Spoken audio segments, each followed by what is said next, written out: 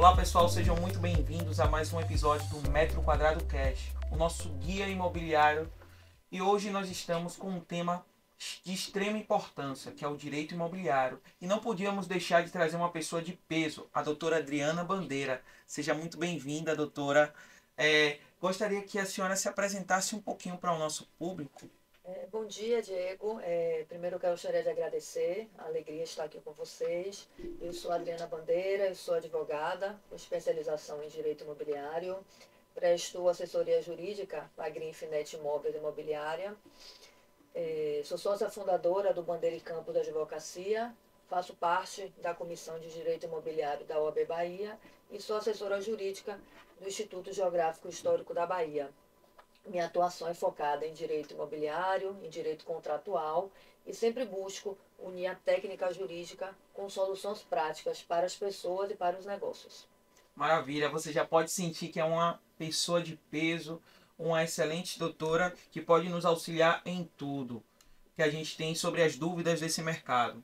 Doutora, temos uma pergunta que hoje é muito importante até para os proprietários de imóveis de locação. Por que regularizar a documentação e quais os benefícios que ela vai nos trazer? Bom, essa é uma excelente pergunta. A regularização imobiliária traz segurança jurídica para o proprietário. Ele vai ter a certeza de que o imóvel vai estar registrado no seu nome, né? Isso vai facilitar perante o processo de locação, vai facilitar na venda, isso vai agregar valor ao seu imóvel. O imóvel regularizado tende a ter um valor de mercado maior. Se ele tiver que ingressar no processo de inventário, por exemplo, um imóvel regularizado vai dar celeridade no processo. Então, são inúmeros benefícios da regularização do imóvel. Então, eu sempre digo aos meus clientes que eles verifiquem sempre a certidão de matrícula do seu imóvel perante ao cartório de registro de imóveis competente para ver se está tudo direitinho, checar, para que quando ele precise dispor desse imóvel, ele esteja regular. Maravilha, você que tem um imóvel, regularize enquanto é tempo. Quanto mais rápido você regularizar, mais fácil até para vender, locar, garantir sua propriedade. Não deixe para a última hora não, viu? Isso causa uma dor de cabeça enorme. Doutora Adriana, eu tenho uma pergunta que é crucial essa. Essa é de peso. Meu inquilino, ele não paga. Qual deve ser a tratativa que eu, como proprietário, tenho que tomar em relação a isso? Bom, inicialmente eu sempre falo, busque uma composição extrajudicial. Busque um inquilino para conversar, tente entender o porquê, conceda um prazo, né, um parcelamento se for o caso. Busque essa composição extrajudicial. Se não tiver efeito, formalize, envie uma notificação extrajudicial, fixe um prazo para o cumprimento, se for o caso, conceda um parcelamento. Não obteve sucesso, contrate um advogado, procure um advogado para que ele possa manejar uma ação ou de execução no juizado de pequenas causas ou uma ação de despejo acumulado com cobrança na justiça comum. Então, assim, o que eu digo também para os meus clientes é que eles não deixem que esse débito vire uma bola de neve. O quanto antes ele procure um inquilino para negociar, para tratar deste débito, ele vai estar evitando um problema maior lá na frente. É verdade. É sempre bom isso. Eu penso assim, hoje, se você tiver uma boa assessoria jurídica, você consegue tudo. E um bom advogado também te Sim. ajuda bastante, viu? Hoje, qual a importância de um bom contrato de locação para a finalização e a inicialização de uma locação?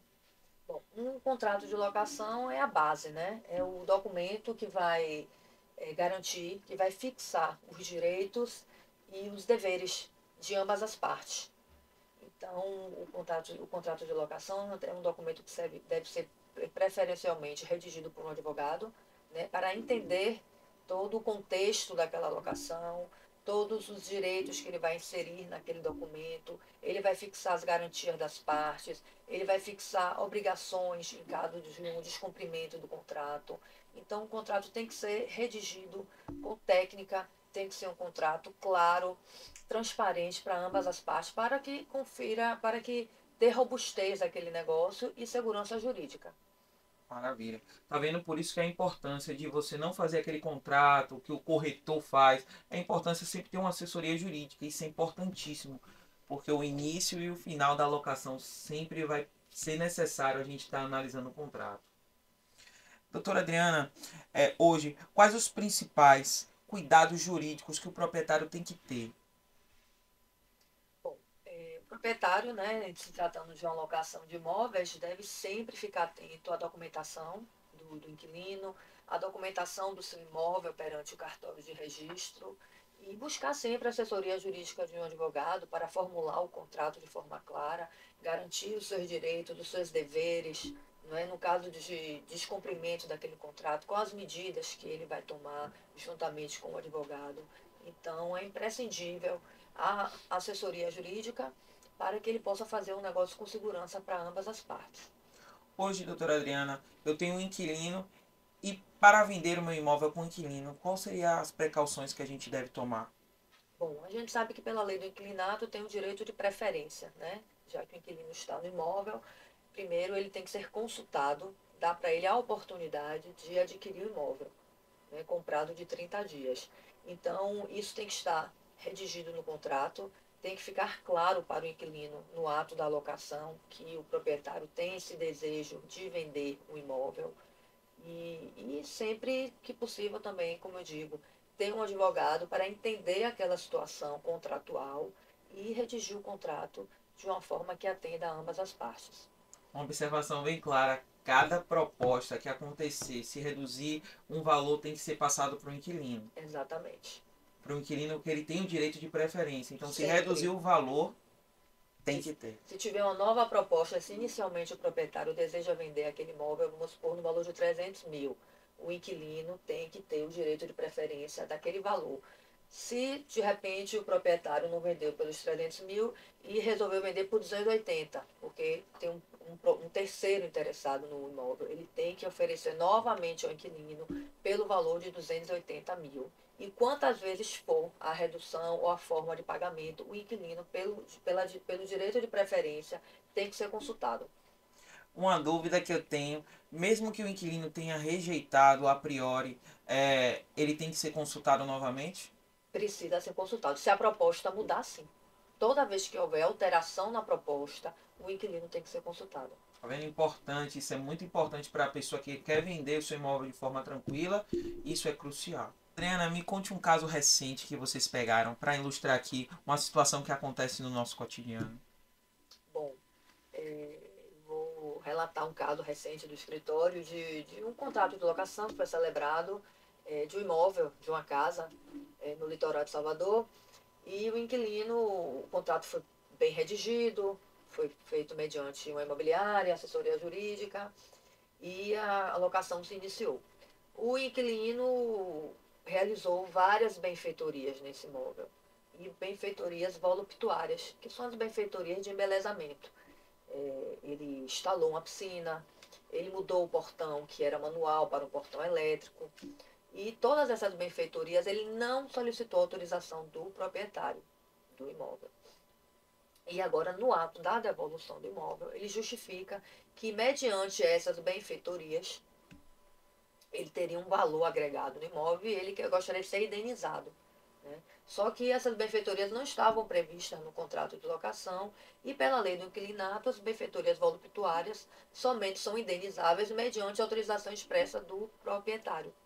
Então, a gente está com essa questão, conversando com o inquilino, para que ele entenda que ele não poderia ter feito essas reformas, esse embelezamento no imóvel, sem autorização expressa do proprietário, e que, infelizmente, esse embelezamento, né, que ele fez vai ficar agregado ao imóvel e ele vai ter que indenizar o proprietário, se assim entender, né, se o proprietário desejar realmente.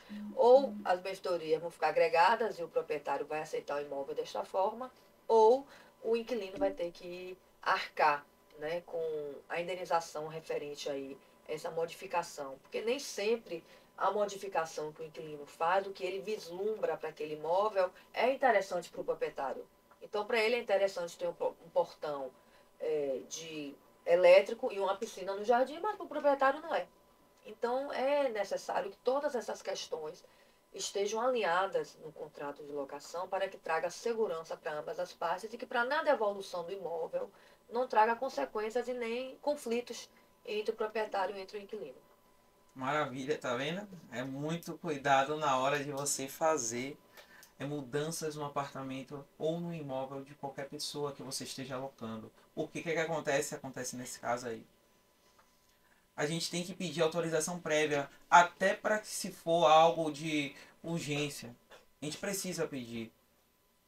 A gente precisa pedir permissão ao proprietário. Em qualquer caso Exatamente. de mudança no imóvel tem que ser pedido. Tem que ter um contrato redigido, fazer um aditivo para poder resguardar tanto o inquilino quanto o proprietário sobre qualquer situação de mudanças no imóvel. Isso é uma mudança contratual que vai acontecer. Exatamente, Diego. E é importantíssimo, né, que o inquilino entre em contato com a imobiliária que fez que transacionou aquela locação, para que a imobiliária verifique o contrato, dê o suporte, verifique junto ao jurídico se é possível, se não é, como é que vai ser feito, não é, aquela alteração, para que no ato da devolução não surja um conflito de interesse, né, entre o proprietário e entre o inquilino. Maravilha. Agradeço, muito obrigado, doutora Diana, pela sua participação nesse episódio especial. Eu acredito que agregou muito na vida dos proprietários, dos inquilinos e das pessoas que também querem conhecer um pouco mais do mercado imobiliário. Hoje se encerra mais um episódio do Metro Quadrado Cash, com oferecimento da Greenfinet Imóveis, da Lança Baiana Imóveis e da RM Agência de Marketing. Até a próxima!